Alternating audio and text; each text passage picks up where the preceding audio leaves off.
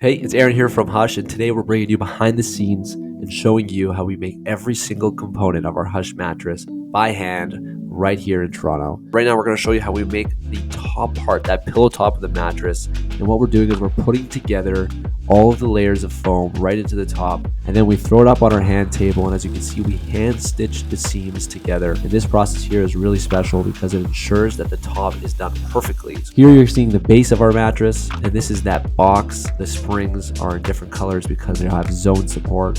The blue is actually that portion of our coils that supports heavier areas of our body, like our hip joints and knees, and the white is a little bit lighter. Right here, we're sealing it together with a staple gun, and that's the bottom of the mattress with that non-woven breathable material, because, our mattresses need to breathe. And then right here, we're actually stitching all of that together, all by hand. Right here, you see me and Lee are actually touching and feeling how cold this layer of foam is.